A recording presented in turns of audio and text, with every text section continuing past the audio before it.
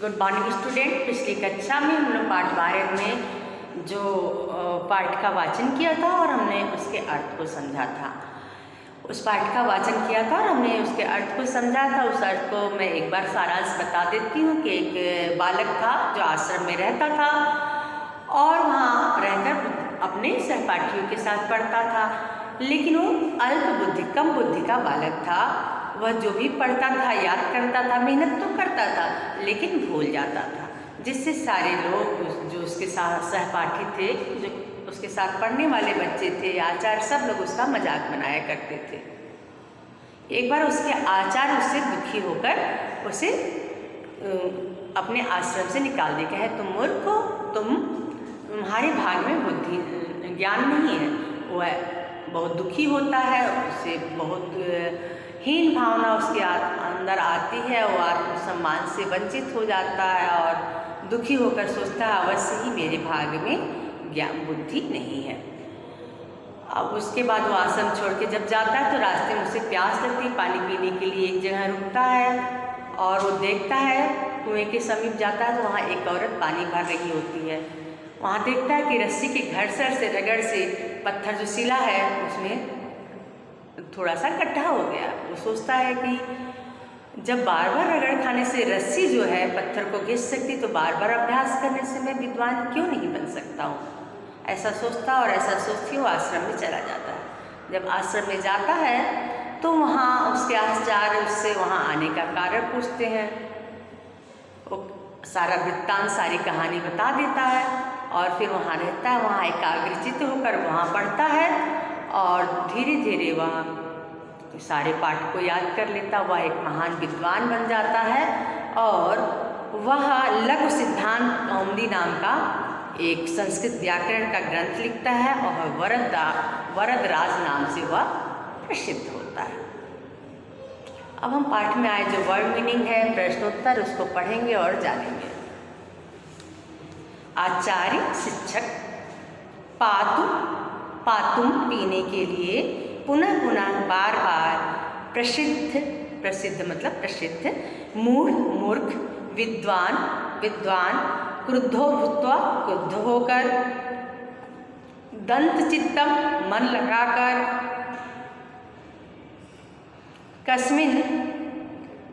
कस्मिंचित् आश्रमे, किसी आश्रम में, विस्मृत अस्मा, भूल जाता था, प्राक्काले, प्राचीन समय में, सविषयम, आश्चर्य के साथ, शिलाखंडे गर्त, पत्थर के टुकड़े में गड्ढा, संस्कृत के व्याकरण का, आत्मसम्मानेन वंचित, अपने आत्मसम्मान से वंचित, भाग्य से, रज्ज्वा, रस्सी, कूपम, कुआं, अल्प बुद्धि, कम बुद्धि वाला, परित्यज्य, छोड़कर, स्थित्वा, रुककर।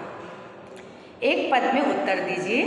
छात्र कुत्र अध्ययनम कुर्वन्ति अस्म, छात्र कहाँ अध्ययन करते थे? आश्रम में। थर्ड आंसर होगा आश्रम में। अल्प बुद्धि छात्र का आसीत, अल्प बुद्धि छात्र कौन था? क्या नाम था उसका? बोपदेव। के बोपदेवस्य उपहासम कुर्वन्ति अस्म, कौन बोपदेव का उपहास करता था? छात्र। कह बोपदेव अक्रुद्धत, कौन बोपदेव से क्रुद्ध हो गया? आचार्य। का कुपात जलम निष्क्रियाति अस्म, कुएं से जल कौन निकाल रहा था? महिला। बोपदेव कस्य ग्रंथम लिखितवान, बोपदेव ने कौन सा ग्रंथ लिखा? व्याकरण का। ब्राड़कस्य। पूर्व वाक्य में उत्तर दीजिए। पूरे वाक्य में उत्तर देना। आचार्य क्रुद्धो भूत्वा बोपदेव किम अकथयत, क्रुद्ध होकर उन्होंने क्या कहा? आचार्य अकथयत, क्रुद्ध होकर आचार्य ने बोला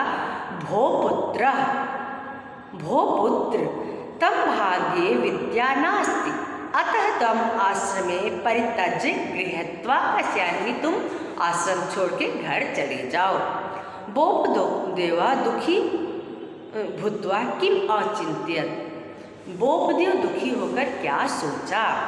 बोपदेवा अचिंत्यत नूनम अहम मूर्ख, अवश्य ही अस्मि, अवश्य ही मैं मूर्ख हूँ। मम भाग्ये विद्या नास्ति, मेरे भाग्य में विद्या नहीं है।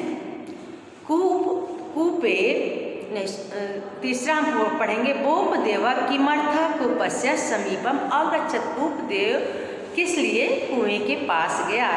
बोपदेव जलम पातुम कूपस्य समीपम अगच्छत्, बोपदेव पानी पीने के लिए कुएं के समीप गया। कूपे बोपदेव किम अपश्यत्, कूपे बोपदेव ने क्या देखा। बोपदेव अपश्यत् यास्मां शिलायां महिला घटम अस्थायति तत् घर्षेण एकः गर्तः भवति, जहाँ महिला अपना घड़ा रखती थी वहाँ एक गड्ढा हो गया था। बोपदेव कथम महां विद्वान् अभवत्, इसका आंसर होगा बोपदेव आश्रमं प्रत्यागत दंचिता भूत्वा परिश्रमेण पठम अस्म, इत्थं कालांतरे सः महान विद्वानम अभवत्, वह लौट कर आश्रम चला गया और कुछ समय बाद वह महान विद्वान बना। अब आपको नेक्स्ट क्वेश्चन है, इसमें शब्द दिया है, विभक्ति और वचन बताना है। आत्मसम्मानेन तृतीय विभक्ति एक वचन, तम द्वितीय विभक्ति एक वचन, परीक्षायाम सप्तमी विभक्ति एक वचन, रज्ज्वा तृतीय विभक्ति एक वचन, शिलाखंडे सप्तमी विभक्ति एक वचन, अभ्यासेन तृतीय विभक्ति एक वचन, भाग्ये सप्तमी विभक्ति एक वचन। एक बार मैं और बता देती हूँ। क तृतीया विभक्ति एक वचन, ख द्वितीया विभक्ति एक वचन, ग सप्तमी विभक्ति एक वचन, ख तृतीया विभक्ति एक वचन, अंग सप्तमी विभक्ति एक वचन, च तृतीया विभक्ति एक वचन, छ सप्तमी विभक्ति एक वचन। अब नेक्स्ट क्वेश्चन है, निर्देशानुसार आंसर दीजिए। कुपात इत्रम का विभक्ति कौन सी विभक्ति है? पंचमी विभक्ति। परित्यज्यम इत्यत कः प्रत्यय, कौन सा प्रत्यय है इसमें? आपको हमें बताना है कौन सा प्रत्यय है। तो लप्य प्रत्यय है। कौन सा प्रत्यय है? लप्य प्रत्यय है। सर्वदा इदम पदम व्याकरण दृष्टया किम अस्ति, यह व्याकरण की दृष्टि से क्या है? अव्यय।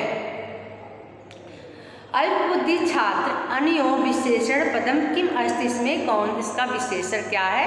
अल्पबुद्धि है। भूत्वा इति पदे कः प्रत्यय, इसमें कौन सा प्रत्यय है? कत्वा प्रत्यय। विद्वानम तस्य किम विलोम पदम, विद्वान का विलोम क्या है? अब निर्देशानुसार इसको परिवर्तित करना है।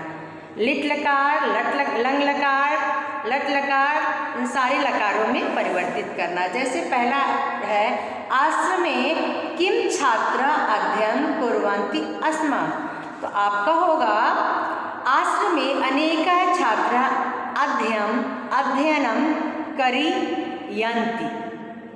क्या होगा? आश्रमे अनेकः छात्रे अध्ययनं करिष्यन्ति। मम भाग्ये विद्या नासीत्, इसको लंग लकार में करना है। तो मम भाग्ये विद्या नासीत्, क्या होगा? नासीत्। त्वम आश्रमे परित्यज्य गृहम्, इसको लंग लकार में करना है। त्वम आश्रमं परित्यज्यं गृहम् अगच्छः। बोपदेव सर्वदा परीक्षायां असफल अभवत्, तो अभवत चेंज हो जाएगा, भवति हो जाएगा। बोपदेव सर्वदा परीक्षायाम असफल भवति, लट लकार में है। इसको लिट लकार में करना है। आश्रमे दंत चित्तम भूत्वा सः परिश्रमेण अपठत, तो इसको लंग लकार में पठिष्यति लिखेंगे। आश्रमे दंत चित्तम भूत्वा सः परिश्रमेण पठिष्यन्ति। अब यहाँ आपको क्रियापद बताना है और इसमें यहाँ कुछ शब्द दिया है, उसको आपको धातु, लकार, पुरुष और वचन बताना है। तो पहले हम सबके धातु देख लेते, कौन सा धातु है। क दृश्य धातु, ख भू धातु, ग पृच्छ धातु, घ अस धातु, अंग चित्त धातु और च कत धातु। लकार क लंग लकार, ख लिट लकार, ग लंग लकार, घ लंग लकार, च लंग लकार, छ लंग लकार। अब आपको पुरुष बताना है। क प्रथम पुरुष, ख उत्तम पुरुष, ग प्रथम पुरुष, घ प्रथम पुरुष, अंग प्रथम पुरुष, च प्रथम पुरुष और वचन सारे एक वचन है। क ख ग घ अंग च तक एक वचन है। मूल आधारित प्रश्न है आपका। प्रश्न है बोपदेव गृहं गच्छं मार्गे किम अपश्यत्, क्या देखा। आश्रमे अनेका छात्रा अध्ययन करष्यन्ति। पहला है क्वेश्चन है बोपदेव गृहं मार्गे किम अपश्यत्, तो आंसर होगा बोपदेव गृहं मार्गे जलपूरित कूपम अपश्यति। किम दृष्ट्वा बोपदेव पुनः पाठ्यम प्रेरित अभवत, क्या देखकर। यथा शिलायाम, वो शिला देखा जहाँ वहाँ उस पर गड्ढा हो गया था, उसको देखकर वह फिर ऐसा सोचा। अब अस्माकं पाठम का शिक्षा मिलती, इस पाठ से क्या शिक्षा मिलती है।